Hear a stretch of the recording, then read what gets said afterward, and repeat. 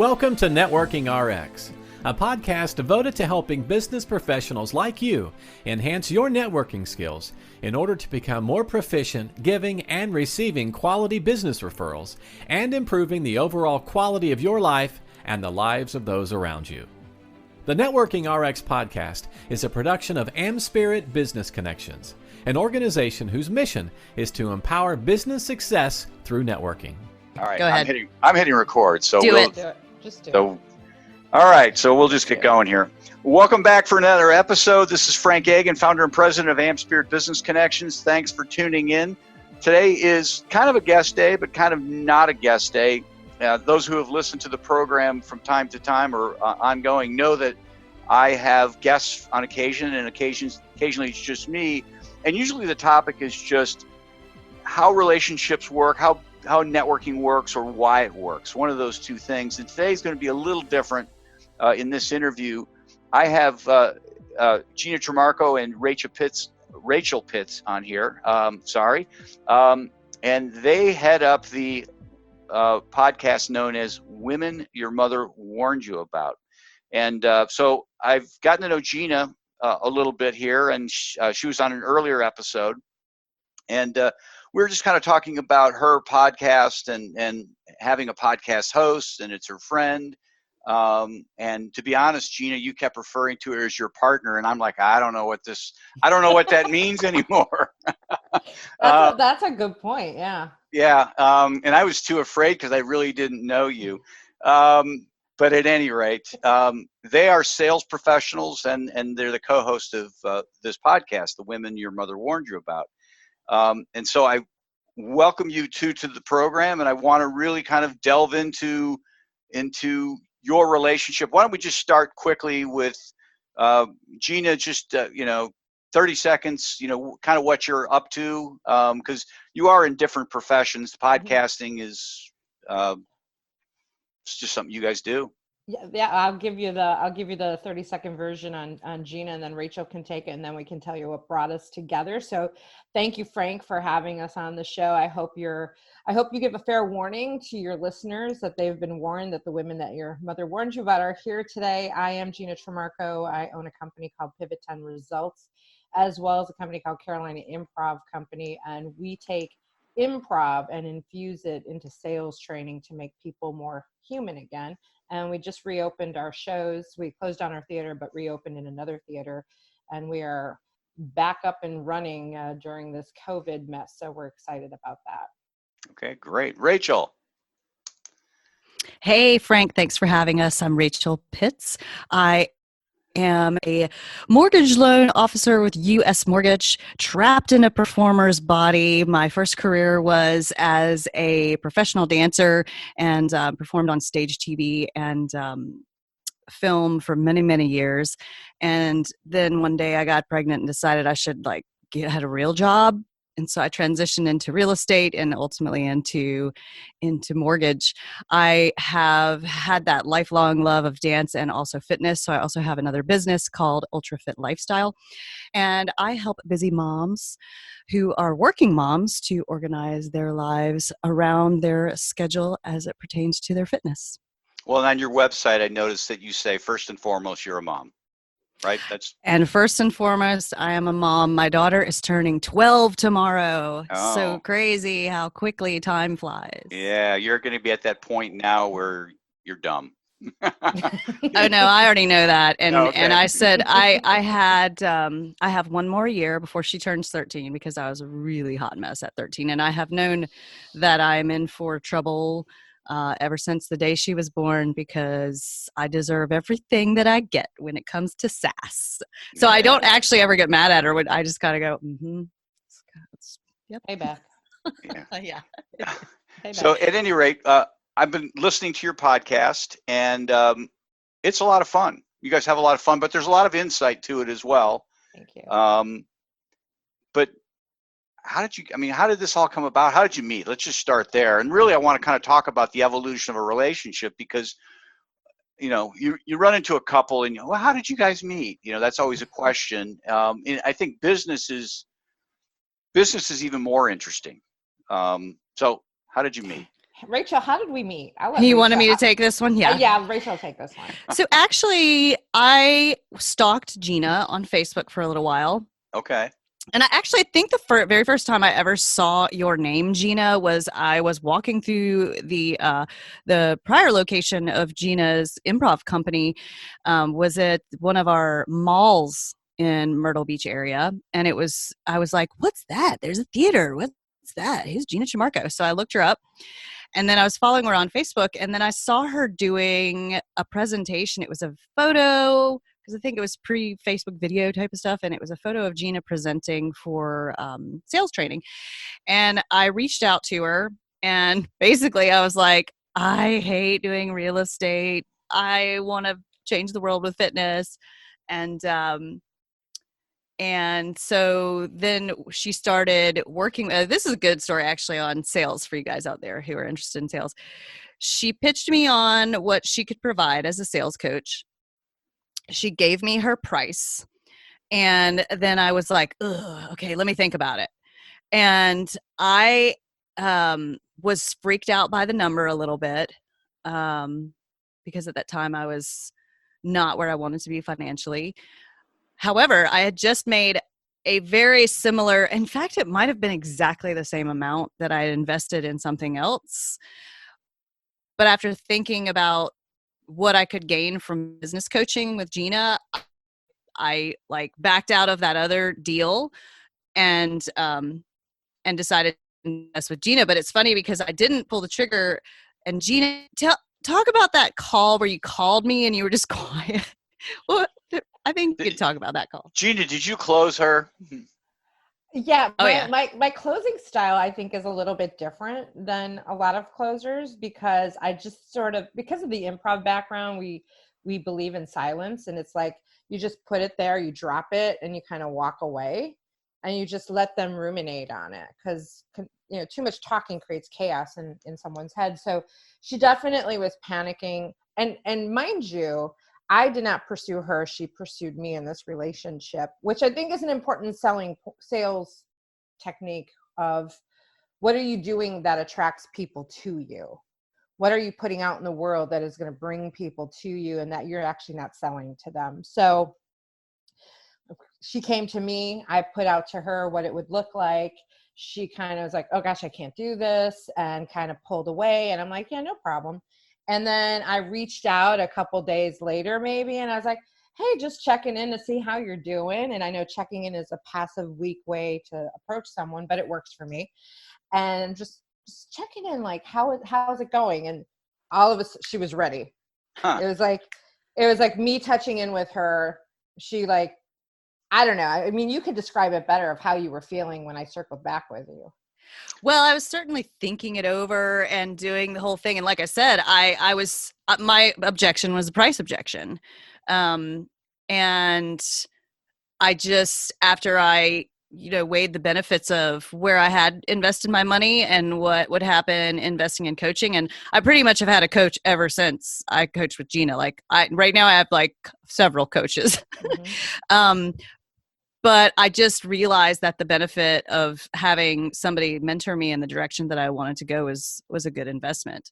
And I was really at that point of like, I just didn't like where I was, and I need somebody to guide me to where I wanted to go. So, okay, so you guys are working together. At what point does it kind of change from employer-employee relationship to something more? Well, there's been a couple different evolutions. Since we're talking about evolutions, there have been a couple different evolutions to the relationship, because ultimately, in my feeling as a business coach, and I don't do a whole lot of business coaching anymore, I do more consulting, but at some point, the bird has to fly free and go do their thing, and you're not going to keep them forever. So it was time for Rachel to move on, because she had other things going on in her life that she needed to address and deal with, and she went her way. But we stayed in touch, and we stayed friends. So even though the relationship changed from client and vendor, so to speak, we became friends then. So the evolution went to friendship. And then we realized that we had very similar personalities, and we would struggle with sometimes we just feel like people don't understand us or they see us a certain way. And so we decided to start like having breakfast or lunch together just to have someone to lean on, because we forget to reach out. When you're kind of an alpha woman, you want to like do everything, and you don't reach out to people because other people are actually looking to you to be the support. And so it's hard to reach out for help. That's a guy thing. I guess. We do have some testosterone in us, I think. And so we started leaning on each other. And then, over one breakfast, we started talking about, we should have a reality TV show. We still should. We really should. And then I was like, that's a lot of work. Let's podcast instead. Well, and Gina also had her Pivot 10 Results podcast going on. So instead of all the work of, like, sometimes when you podcast, you're not on video and then you don't have to put lipstick on. So that seemed a lot easier. So then we sat down, then we had another breakfast where we're like, what are we going to call this thing? And so we brainstormed for a little while, and Women Your Mother Warned You About came out pretty quick. I think it was yours. I think you came up with it. And so we wrote it down. We both looked at each other and we're like, that's pretty good. So we wrote it down and we're like, if we don't think of anything else, we'll go with that. And we never could think of anything else that was better. And frankly, the name of the podcast has been instrumental in just creating enough curiosity that some of our guests decide to come on the show just because they're like, they want to know what the heck it's all about. Well, I'll be honest, I've stumbled across it. Just in searching podcasts, and I'm like, all right, I want nothing to do with this. There's two camps. There's either you want something to do with this, or you do not want something to do with this. I just figured you guys would eat me alive, and I don't know what I would have to offer to your program, anyways. But it's kind of that edgy title. It's like, whoa, all right. I don't know that my mother warned me about anybody. What would you consider a woman that your mother warned you about? Oh, geez, I don't know. We'll let you think about that, and you can answer it when you come on our podcast. Yeah. Okay, all right. So you guys get this podcast going, and it almost broke apart, right? Yes, recently. Is it too soon? Is it too soon to bring this up? No, gosh, no, because we've It's never too soon. No, I mean, I think we worked through it pretty quickly when Rachel tried to break up with me. And I should say break up with us, because there is a third party, a man named Keith Walters, who is also part of the show, who helped us financially get the show off the ground. So when this breakup came, she was breaking up with both of us. So we're a threesome, and she was trying to end the threesome, but she was really breaking up with me. But he had to get involved because he was part of the trio. And for our listeners, there's a whole podcast episode. It's number 82. If you want to check it out. I mean, and it is very good, because a lot of it, it was very, very insightful. And I'll credit much of this to you, Rachel. Very insightful relative to Black Lives Matter. I mean, there were a couple things that were said on there about, okay, why don't all lives matter? And there were some analogies that you guys gave. It was like, oh, I haven't heard of that. And it helped me understand a little better everything that's going on. You mentioned some books, and I won't steal your thunder, but that was, I guess that was what was there something else besides? Well, I think there was a lot going at the time of the recording of this podcast. And I don't know when you're going to release this, Frank. It's 2020. Everything has gone so far off the deep end, and emotions are so high. I mean, Gina's, her theater went through some uproar.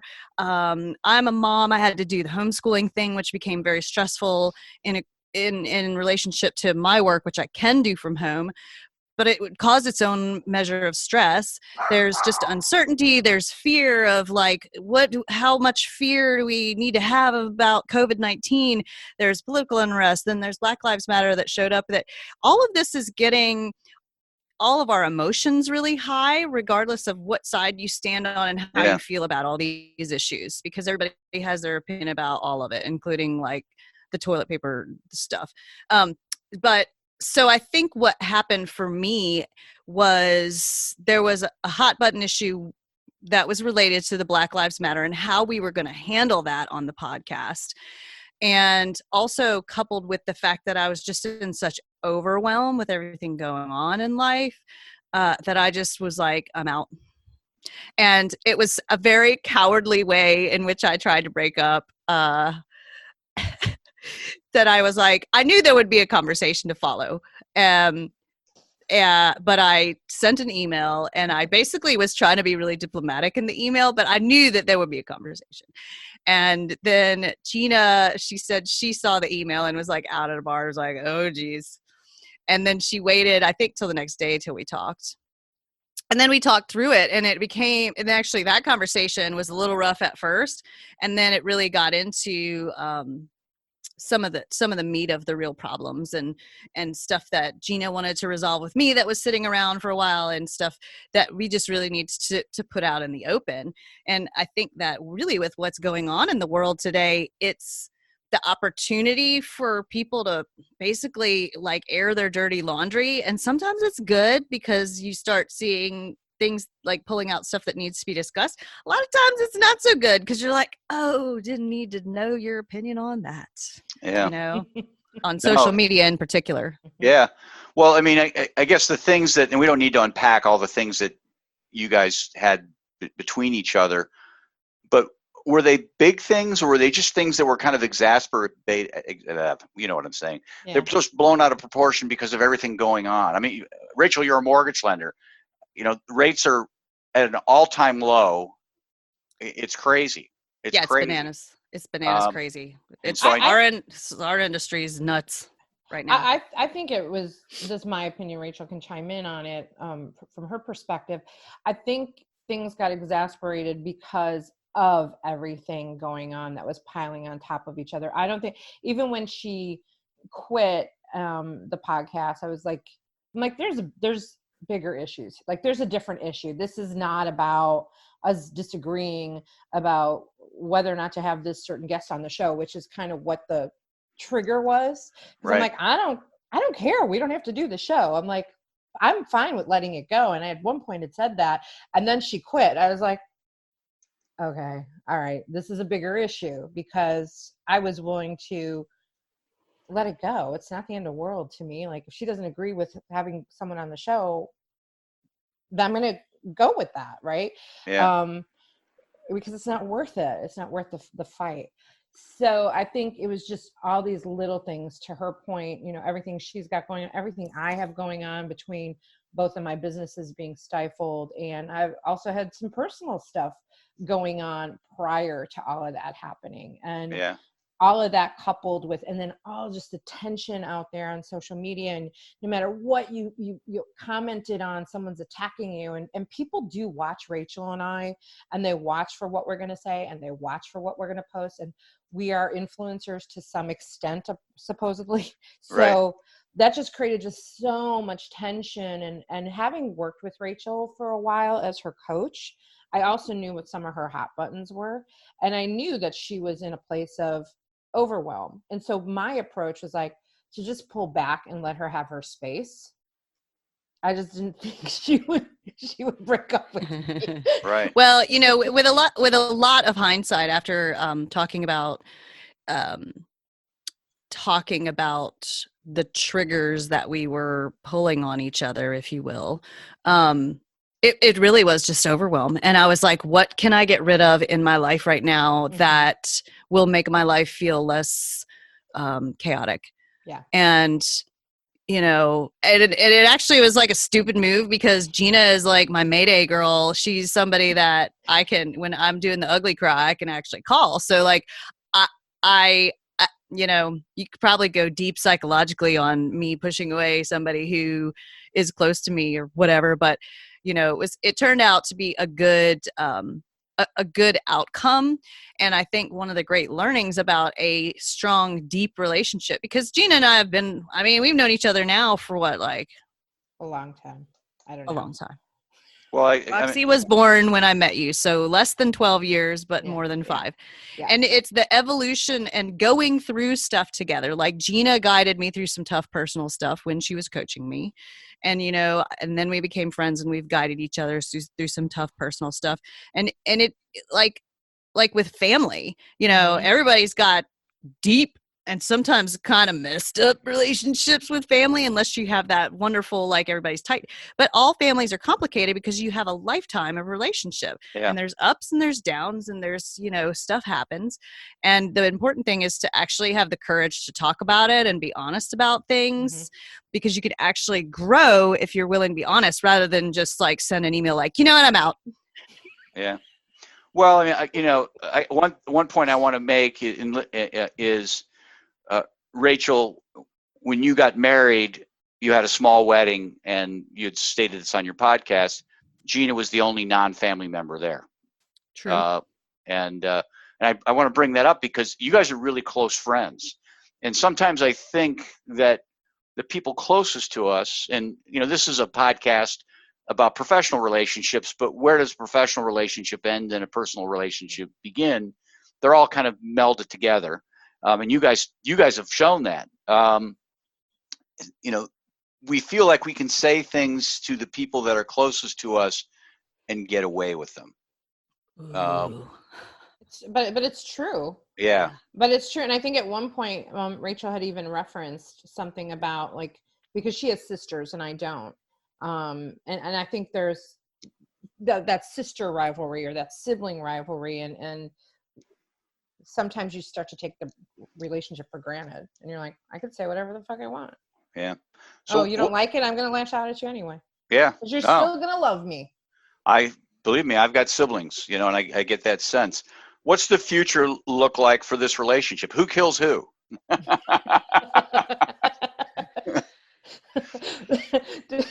Should we talk about our little thing we do with Jeb? Speaking of kill, that just reminded me of F, marry, and kill.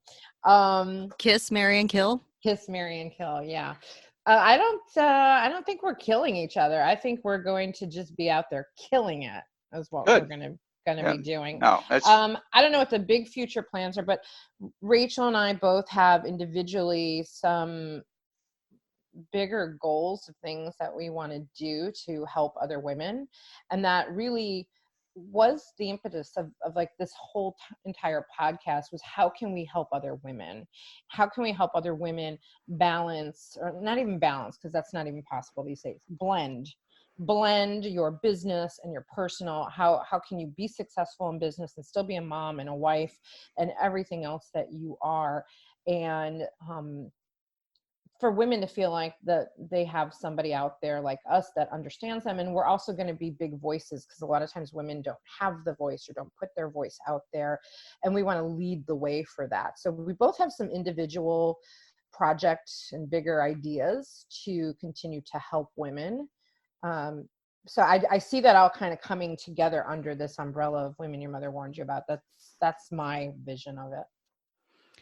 Yes, and we get a lot of feedback about how great of chemistry that we have, which is true, especially when we're interviewing guests, that we kind of can play off each other, we can feed off each other. We've been at this for, we're approaching the 2-year mark at the end of this year, that we've been at it for 2 years, so we kind of have our flow, and we're able to bring different energy to the table. And so it's kind of a good thing going, and it's also like podcasting is huge right now. So it's sort of like writing a book, like, which Gina is doing, and she's going to have an awesome book. So when I wrote my book, then it's kind of like, oh, you wrote a book, and my book's it's okay. It's my first book. But when you actually produce this kind of thing, then people are like, oh, that's so cool. I wish I had a book. And the same thing with podcasts. They're like, you have a podcast. How do you do it? I want to do a podcast. I wish I had a podcast. So, it's a testament to how much work has been put into this thing. Yeah. And that we do get some really cool guests, and it is a great calling card to be able to send people and say, hey, check it out. Hey, you know what? I had a conversation with so-and-so the other day, and I'm like, oh yeah, well, we actually interviewed her husband on our podcast. Here's the link, Right. So it's definitely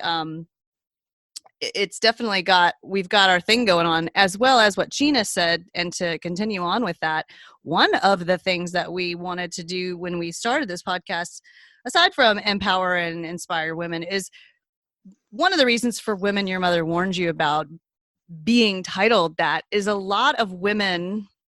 Men may be this way, but I don't really know. I can't understand men. I like them though. But is that women a lot of times are afraid to actually say what they want to say. Yeah. From my experience, Gina and I are. You're perceived differently. I mean, we right are wrong, in the minority of, we're in the minority of, it's hard for me to put a filter on. I think I've done pretty good so far in this podcast. You have. Filter out just saying what I mean. And there's great power in saying what you mean and being very vulnerable and being very open, because people can feel that it's true.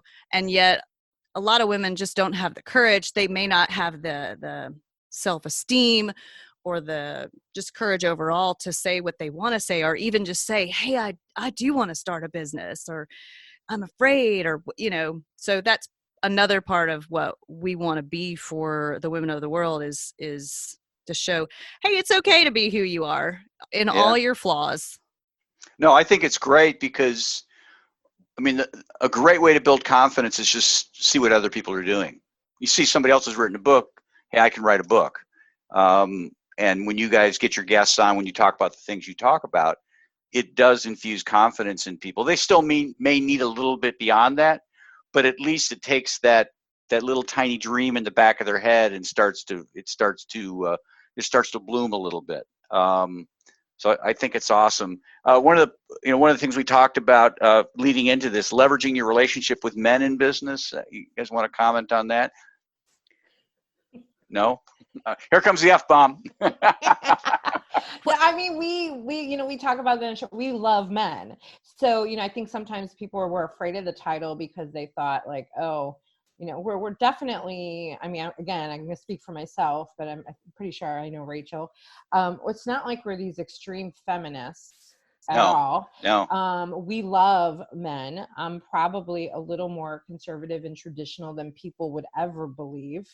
And I have learned through my entire career that, I work really well with men. Typically, I've worked better with men than with women. I've had a lot of male mentors. I have utilized and leveraged those mentors. I mean, that's another reason why this podcast exists, because Keith Walters came on as an investor of it to help us get it going, because he was on another podcast of mine. And that's how this all kind of spun together. And he's a mentor, and he's someone that I go to. I'm constantly leveraging, being a woman in business because you are. Because I am, and why not use? And I'm trying to the best way to say this. And I guess I'll put my opinion out there. I think a lot of times people are out there saying that women are at a disadvantage, and yes, in certain situations they are. But it's our job to overcome that. How do we overcome that and still become successful despite the fact that you're a woman? We shouldn't really be in that mindset that sets us back. Right. Definitely not feminists. I believe that women have an important place in the world for sure, but I like my husband to take care of me and open the door for me. So, I would say I leverage myself as a woman in business. I've had actually really interesting discussions with my husband works in the civil engineering world. So he's kind of parallel in the real estate world. And when we go to networking events, there was one of their marketing people. She didn't really like going to these networking events because she felt like some of the slimy realtors would hit on her because she's very beautiful. And I was like, okay, I get that, because they do. And I leverage that. I just put it right back in their face. I'm like, yeah, I am. Even if they're being kind of sideways about kind of hitting on me, I put it right out there. Like, okay, take a good long look. All right, are you done? Should I turn around? Okay, take a look, get done, because now let's do business. Right. And, when you put that in people's face and just, why not do business with me? I'm great to look at. I work very hard to look this good. So, I also have a brain. I'm not just a pretty face, and I'd love to do business with you, but I just try to break through that because it can get very uncomfortable for women. You can go into the whole Me Too thing, and that goes that goes very deep when it becomes inappropriate. But if you're going to be beautiful and put it out there, then you got to kind of be prepared for people to comment on it. And, there's some scumbags out there. So the scumbags are going to comment too. So you just have to be prepared for it. And if you can be prepared for it and move through it, then you can leverage it. I mean, I think it's like marketing, right? Because we are how we show up. We are our own calling card. Yeah. So Right. when we talk about is being women and being attractive, that will initially attract people to have a conversation with you. Mm-hmm. Yeah, it's human. It's human nature. It's human. It's human. Yeah. And to Rachel's point, it's like, if someone wants to look at you and they find you attractive, why not be like, okay, here I am. I will joke with guys in business and be like, I know my boobs are great. I got it. Let's just get this over with. Okay, great. You saw them. Good. Let's talk business. And I think men appreciate that because we have proverbial balls as women. Like, we will just put stuff out there Right. and become like a lot of guys think of us, we have guy personalities in some way. And then we can get to the brass tacks of business. Okay. Yeah. What's the best way to get a hold of you guys? womenyourmotherwarnsyouabout.com.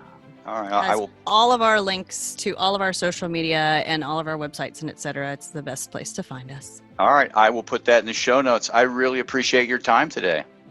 Thank you, Frank. It was so awesome. And you are amazing in what you do in connecting people and networking people. And we're extremely appreciative. I'm extremely appreciative of all the connections and that you've brought my way and brought our way for the show. So thank you for the work that you do. Well, thank you. Take care. Bye-bye. Bye. Thanks for joining us on the Networking RX podcast. Please put what you've learned into action today and let us know if you have questions, comments, or ideas for future topics. You can email them to us at podcast@amspirit.com. That's AmSpirit.com. Finally, so you never miss an episode, be sure to subscribe to the Networking RX podcast through iTunes, Overcast, or however you receive your podcasts. Now get out and network with someone. The Networking RX podcast is the copyright production of AmSpirit Business Connections. All rights reserved.